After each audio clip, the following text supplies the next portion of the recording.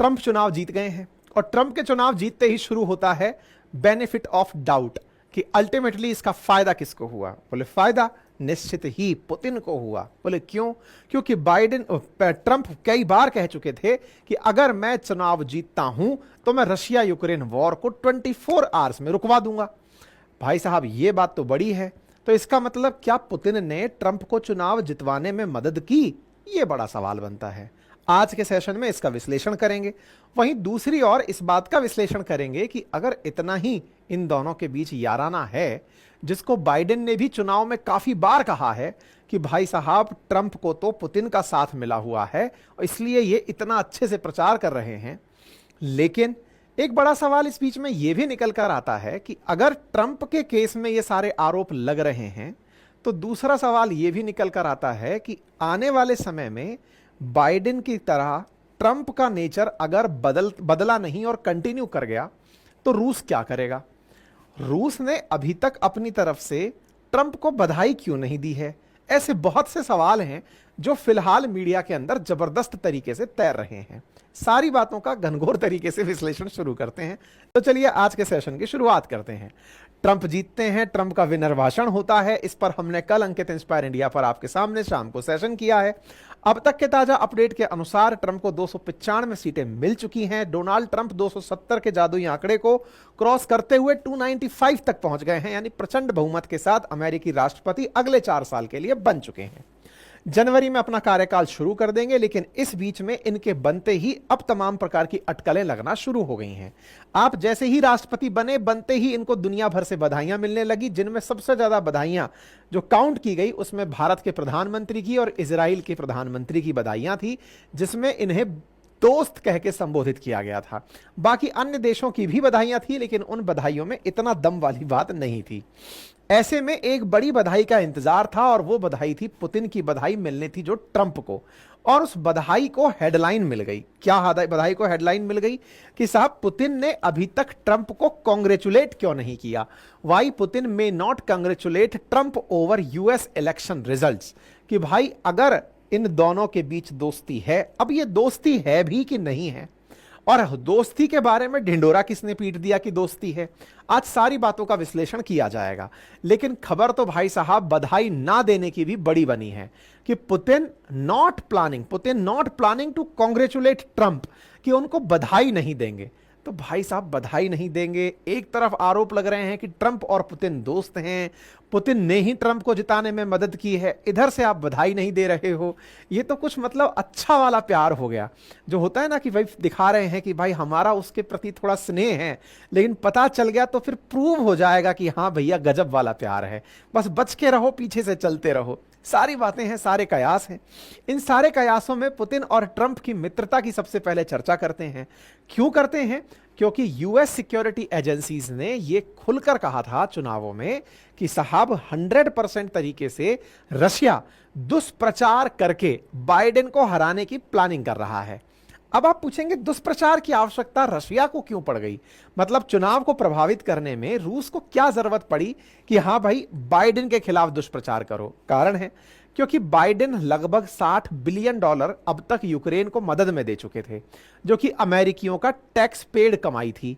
ऐसे में अगर बाइडेन ने देश का पैसा यूक्रेन को दिया तो ट्रंप को यहीं से कहने का बहाना मिल गया कि देख लो दुनिया वालों, बाइडेन ने तुम्हारा पैसा यूक्रेन को दिया है और मैं अगर आया तो मैं इस युद्ध को रुकवा दूंगा।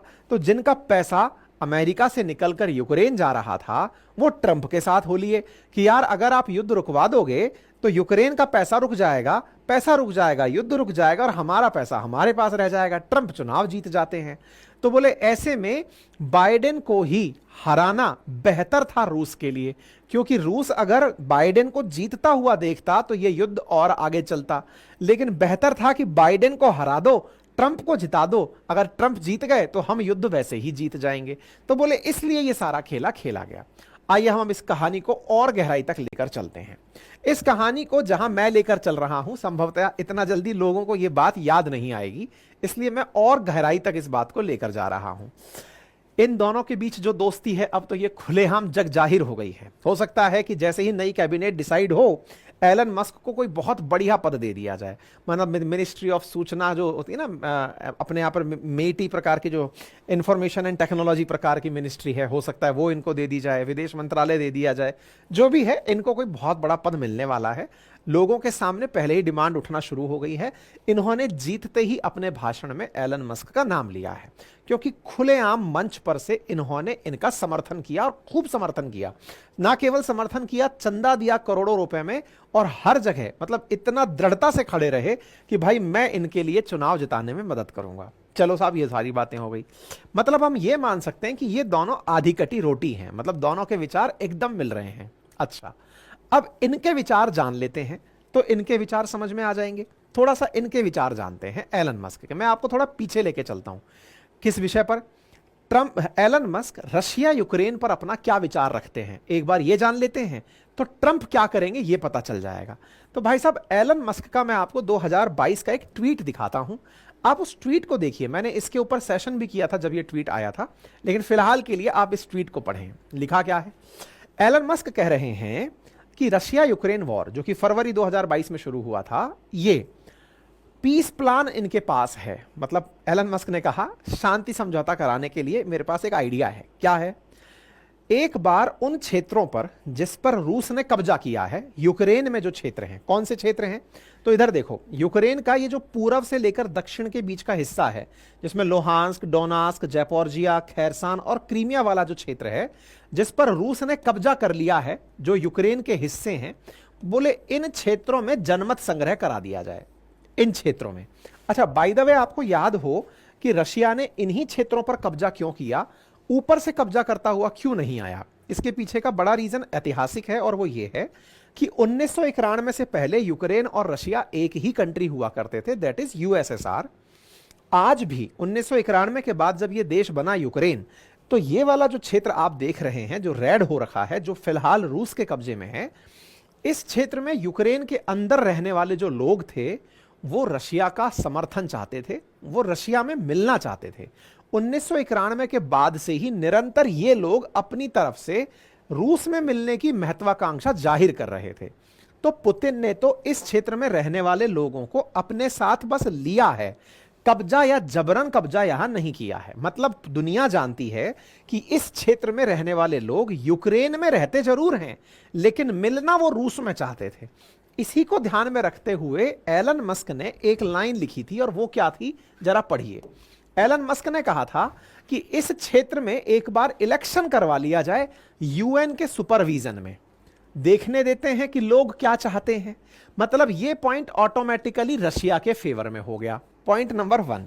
दूसरा पॉइंट, जो क्रीमिया है, अब देखो क्रीमिया कहां है, तो क्रीमिया ये वाला जो क्षेत्र है, इस क्रीमिया पर 2014 में रशिया ने कब्जा कर लिया था। क्रीमिया का जैसे ही कब्जा हुआ था, उस समय G8 कंट्री हुआ करते थे। G8 में से रूस को निकाल दिया था, तब से G7 चला आ रहा है। तो बोले ये जो क्रीमिया वाला क्षेत्र है ना, इसे रूस के साथ ही रहने देते हैं। तो Crimea formally part of Russia as it has been since 1783। तो बोले जैसे पहले क्रीमिया रूस का हिस्सा होता था, उसे रूस को ही दे दिया जाए। तो भाई साहब, ये दूसरा पॉइंट रशिया के पक्ष में आ गया। तीसरा, क्रीमिया को पानी की सप्लाई प्रॉपर तरीके से होती रहे। जो क्षेत्र ऑलरेडी रशिया के कब्जे में है, उस पे वाटर सप्लाई की बात एलन मस्क कर रहे हैं। और चौथी बात करते हैं कि यूक्रेन को न्यूट्रल रहना चाहिए, भड़कना नहीं चाहिए हर बात पर कि ये कर दो वो कर दो। तो भाई मुझे एक बात बताओ, ये चारों पॉइंट जो आप देख रहे हो, इसमें यूक्रेन का पक्ष एलन मस्क ने कहां लिया? फरवरी से लेकर अक्टूबर तक जो युद्ध चला, उसके बाद एलन मस्क ने शांति का यह प्रस्ताव रखा था। इस पर इन्होंने ट्विटर पर पोल कराया था। इस ट्विटर के पोल में हालांकि दुनिया के लोग एलन मस्क के खिलाफ पोल किए, बोले नहीं भाई, हम इस आइडिया के पक्ष में नहीं हैं। एलन मस्क ने तो पूछकर 40% लोगों को अपने पक्ष में कर ही लिया था। लगभग 27 लाख लोगों ने कुछ ही घंटों में वोट दिया था, और ऐसे में भी 40 लाख लोग इस आइडिया के साथ थे, जो दर्शाता है कि इस थॉट प्रोसेस के साथ भी कुछ अमेरिकी रहते तो हैं। अर्थात अमेरिका में बहुत से लोग यह चाहते हैं कि यूक्रेन रशिया वॉर का समाधान ऐसा हो कि जिन क्षेत्रों पर रशिया ने कब्जा कर रखा है, यह उसी का हो जाए। तो आपको यूक्रेन के बारे में एलन मस्क का थॉट समझ में आया? अच्छा, अब आप कहेंगे केवल एक ट्वीट से आप ये कैसे जज कर सकते हैं? तो चलो अब मैं दूसरा ट्वीट दिखाता हूं, बताओ किसका होना चाहिए? जेलेंस्की का, क्योंकि बुरा तो जेलेंस्की को लगा होगा। तो आओ मैं जेलेंस्की के पास लेकर चलता हूं। जेलेंस्की इस बात से नाराज हो गए और ट्वीट किया कि आपको कौन सा एलन मस्क पसंद है, जो यूक्रेन का समर्थन करे या फिर जो रशिया का समर्थन करे? भाई 84% लोगों ने जेलेंस्की से कहा कि हमें वो एलन मस्क पसंद है जो यूक्रेन का समर्थन करे। और यह बात उस समय 2022 में हेडलाइन रही थी कि इसका जो पीस प्लान है एलन मस्क का, इस बात को लेकर आमने सामने आ गए हैं जेलेंस्की और मस्क।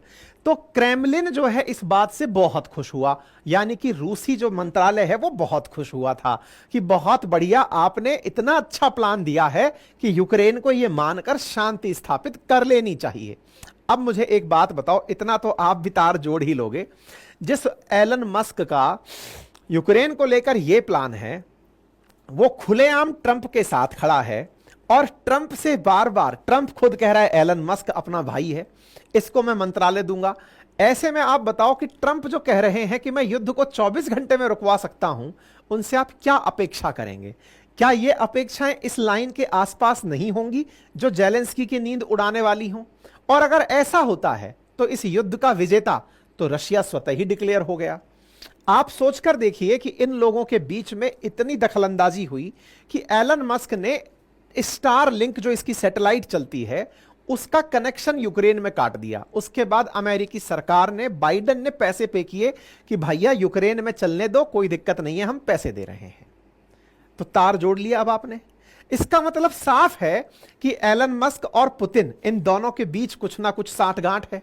यह मैं नहीं कह रहा, अमेरिकी मीडिया में इस बात की चर्चा है कि इन लोगों के बीच गुप्त चर्चाएं होती रही हैं और ऐसी चर्चाओं में पुतिन का मास्टर प्लान एलन मस्क को पता है।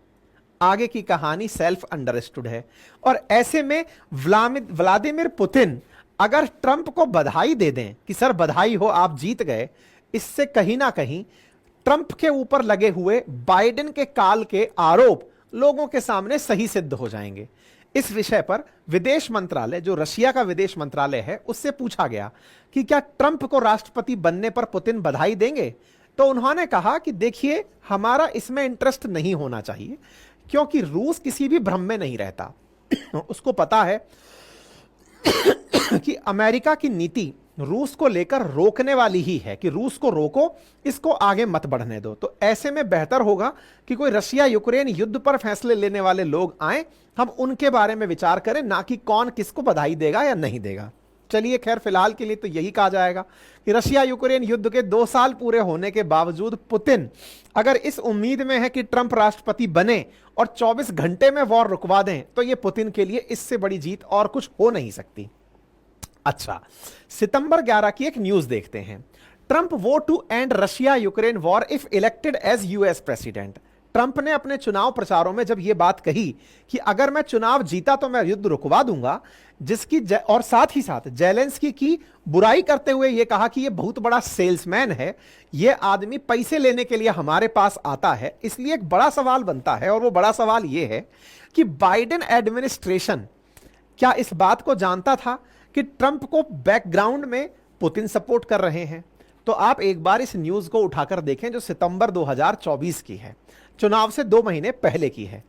Biden administration announces major action to tackle Russian effort to influence 2024 के चुनाव।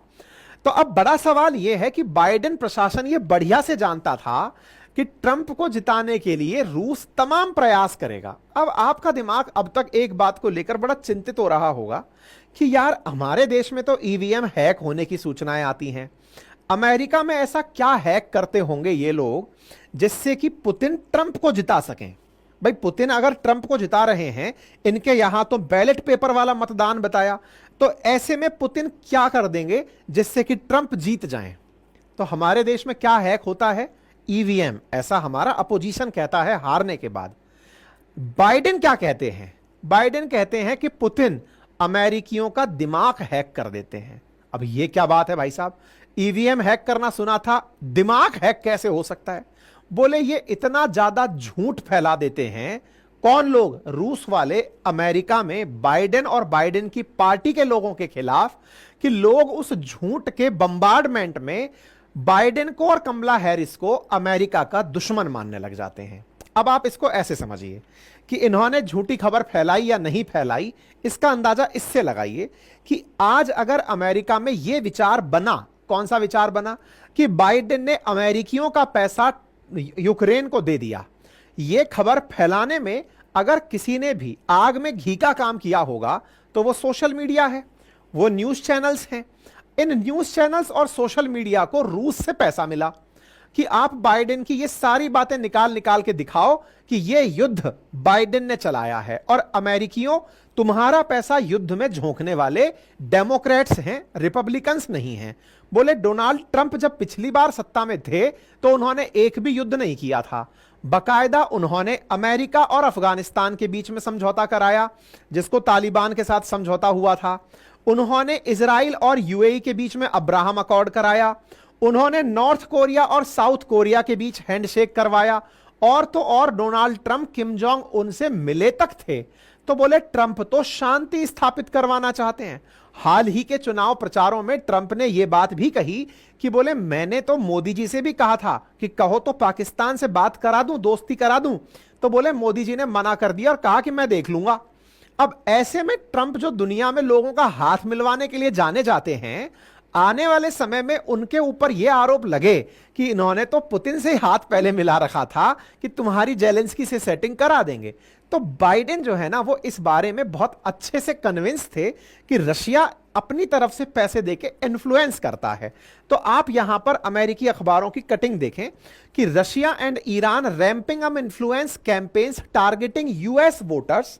फेडरल एजेंसीज का भी यही मानना था कि ना केवल पुतिन बल्कि ईरान भी अपनी तरफ से बाइडेन को हराने का तमाम प्रयास कर रहे हैं। इसीलिए रूसी दखल के आरोप लगे और रूसी दखल के ऊपर जांच बिठाई गई, ये कनेक्शंस ड्रॉ किए गए। एफबीआई ने बकायदा ये तक जानकारी प्राप्त की कि इलेक्शन डे में एक झूठी खबर मेल के थ्रू फैलाई गई कि जहां स्विंग स्टेट्स में वोट डल रहे हैं वहां पर बम लगा दिया गया है, यानी कि वोटर्स ना जा पाए, उनको डराने के लिए बॉम्ब की फर्जी सूचना भी रूस की तरफ से फैलाई गई थी। अमेरिका के पास ऐसी बहुत सी इंटेलिजेंस है, जब अमेरिका के लोगों का दिमाग चकराने के लिए रूस ने फर्जी खबरों का साथ लिया था। ऐसा ही मैं आपको एक पेज दिखाता हूं, आप इसे देखिएगा। मैं आपके सामने यहां पर एक न्यूज कटिंग दिखा रहा हूं एनबीसी न्यूज की, जो यह बता रही है कि कैसे ये लोग इतने सारे वीडियोस बनाकर अमेरिका के लोगों के सोशल मीडिया पर, ट्विटर पर, व्हाट्सएप पर, फेसबुक पर, यूट्यूब पर रशिया वालों ने डाल दिए, जिससे कि कमला हैरिस और बाइडेन की छवि को नुकसान पहुंचा। उनकी छवि को नुकसान पहुंचे, इतने में ही ट्रंप को फायदा हो जाएगा। तो ट्रंप को फायदा पहुंचाने में मीडिया का रशिया की तरफ से फंडिंग होना, यही इनकी जांच एजेंसीज का भी आरोप रहा है। ये जो तमाम वीडियो आप चलते हुए यहां देख रहे हैं, ये न्यूज कटिंग्स देख रहे हैं, ये अमेरिकी एजेंसीज का मानना है कि सभी रशिया से फंडेड हैं। इतना ही नहीं, माइक्रोसॉफ्ट के जो बिल गेट्स हैं वो कमला हैरिस के समर्थन में थे, बिल्कुल वैसे ही जैसे एलन मस्क समर्थन में थे ट्रंप के, ऐसे ही कमला हैरिस और बाइडेन के समर्थन में बिल गेट्स थे। बिल गेट्स के माइक्रोसॉफ्ट ने तो बकायदा रशिया, ईरान और China continue influence campaign in final week before election day. मतलब इन लोगों ने तो यह तक मान लिया था कि ये तीनों देश मिलकर के अमेरिकी चुनावों को प्रभावित कर रहे हैं, और ये माइक्रोसॉफ्ट के अंदर सिक्योरिटी इनसाइडर्स दिए जा रहे हैं कि भाई चुनाव प्रभावित कर रहे हैं। तो देखिए, आज हमारे देश में भी अगर चुनाव हो और अपोजिशन किसी प्रकार से कोई ऐसा कार्य कर रहा हो जो कि किसी दूसरे देश को फायदा पहुंचाने जैसा हो, तो हम लोग भी तो आरोप लगाते हैं कि भारत के चुनावों को अमेरिका प्रभावित कर रहा है, भारत के चुनावों को चाइना प्रभावित कर रहा है। ऐसे ही अमेरिका में भी आरोप लगते हैं कि अमेरिकी चुनावों को रूस, ईरान और चाइना प्रभावित कर रहे हैं। इन सब से क्या रूस को फायदा होगा? निश्चित ही इससे फायदा रूस को ही होगा, क्योंकि अल्टीमेटली जंग रुकेगी और हो सकता है जंग रोक करके ट्रंप इनको कुछ रियायतें दे दें। इसी वजह से सवाल बड़े बनकर आए कि फिर तो ट्रंप को बधाई दे देनी चाहिए थी। बोले ट्रंप को बधाई बस इसीलिए नहीं दी कि यह बात प्रूव हो जाएगी कि ये दोनों लोग मिले हुए थे। इसलिए जेलेंस्की का चिंता करना जाहिर है कि ट्रंप क्या करेंगे, लेकिन पुतिन का अत्यधिक खुश होना ठीक नहीं है, क्योंकि अगर वो खुश हो गए तो पता चला कि उनके ऊपर अमेरिका में बहुत से प्रेशर क्रिएट हो गए। तो बोले इसलिए वो आराम से चुप बैठकर काम कर रहे हैं। ठीक है, तो उम्मीद है कि आप सभी साथियों को यह बात समझ में आई होगी। जानकारी पसंद आई हो तो साथियों से साझा करें, चैनल पर नए हैं तो सब्सक्राइब कर लें